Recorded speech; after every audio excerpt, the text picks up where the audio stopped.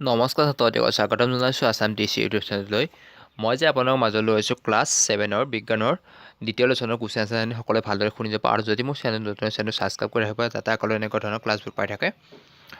লেচনটো হ'ল প্ৰাণীৰ পৰিপুষ্টি। 1 নম্বৰ খালী ঠাই পূৰ কৰা। ক নম্বৰ মানুহৰ পাচনৰ প্ৰধান স্তৰবোৰ হ'ল আহাৰ গ্ৰহণ, পাচন, শোষণ, পৰিমিশ্ৰণ আৰু মলত্যাগ। খ নম্বৰ মানুহৰ দেহত থকা আটাইতকৈ ডাঙৰ গ্ৰন্থটো হ'ল যকৃত। গ নম্বৰ পাকস্থলী হাইড্ৰক্লৰিক এচিড আৰু পাচন ৰস উলিয়াই যিয়ে খাদ্যৰ ওপৰত ক্ৰিয়া কৰে। ঘ নম্বৰ ক্ষুদ্ৰাতন্ত্ৰৰ ভিতৰৰ বেৰখনত বহুত আঙুলিৰ নিচিনা প্ৰবন্ধ থাকে যাক ভিলাই কোৱা বোলে। ঙ নম্বৰ এমিবাৰ খাদ্য খাদ্যৰিক্তিকাত হজম হয়।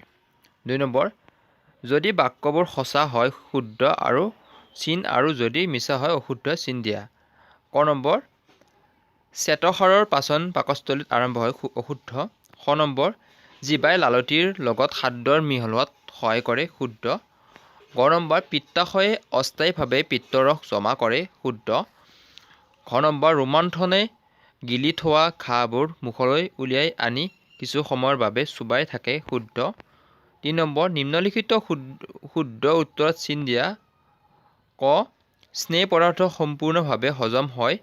1 নম্বৰ পাকস্থলী, মুখত, ক্ষুদ্ৰাতন্ত্ৰত আৰু বৃহত্তন্ত্ৰত। উত্তৰ ক্ষুদ্ৰাতন্ত্ৰত। খ নম্বৰ পাচন নোহোৱা আহাৰৰ পানীৰ প্ৰধানকৈ শোষণ হয় পাকস্থলীত, খাদ্যনলী, ক্ষুদ্ৰাতন্ত্ৰ আৰু বৃহত্তন্ত্ৰ। 4 নম্বৰ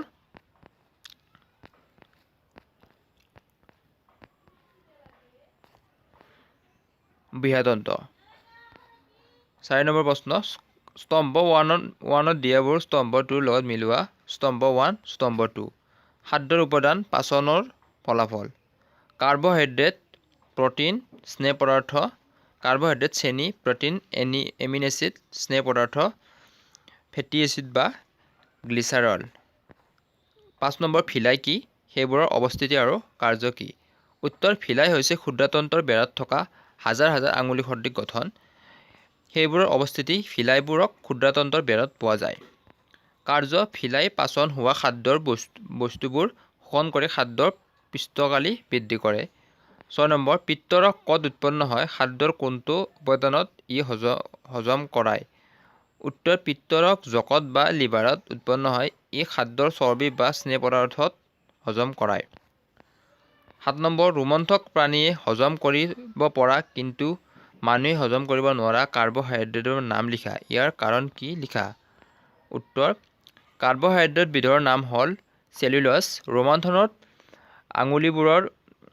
ৰোমন্থক প্ৰাণীবোৰৰ ক্ষুদ্ৰাতন্ত্ৰ আৰু বৃহত্তন্ত্ৰৰ মাজৰ অৰ্ধাংগ বা চিকাম নামেৰে এটা ডাঙৰ মোনা সদৃশ অংগ থাকে য'ত খাদ্যৰ চেলুল'জবোৰ নিৰ্দিষ্ট ক্ৰিয়াৰ দ্বাৰা হজম কৰায়। সেই বেক্টেৰিয়াই মানুহৰ দেহত নাথাকে বাবে মানুহে চেলুল'জ হজম কৰিব নোৱাৰে। 8 নম্বৰ আমি কিয় গ্লুক'জৰ পৰা ততালিকে শক্তি পাওঁ? উত্তৰ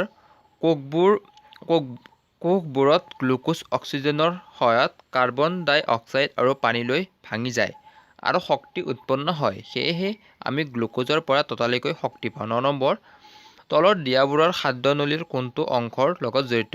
ক নম্বৰ খাদ্যৰ শোষণত ক্ষুদ্ৰাতন্ত্ৰ। খ নম্বৰ খাদ্য চোবোৱাত মুখগহ্বৰ। গ নম্বৰ বেক্টেৰিয়া ধ্বংস কৰাত পাকস্থলী। ঘ নম্বৰ খাদ্যৰ সম্পূৰ্ণৰূপে হজম হোৱাত ক্ষুদ্ৰাতন্ত্ৰ।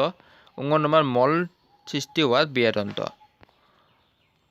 10 নম্বৰ এমিবা আৰু মানুহৰ পৰিপুষ্টিৰ মাজত থকা এটাকৈ সাদৃশ্য আৰু পাৰ্থক্য লিখা। উত্তৰ সাদৃশ্য দুটাই অন্তঃগ্ৰহণ প্ৰক্ৰিয়াৰ খাদ্য গ্ৰহণ কৰে।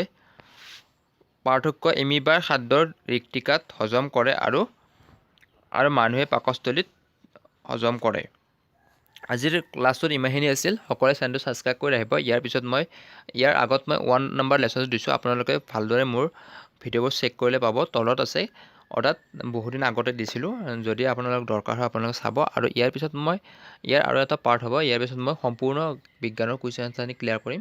সকলোৱে ভালকৈ পঢ়িবলৈ আশা কৰি মই যে ক্লাছটো ইমান সমাপ্ত কৰিছোঁ। নমস্কাৰ।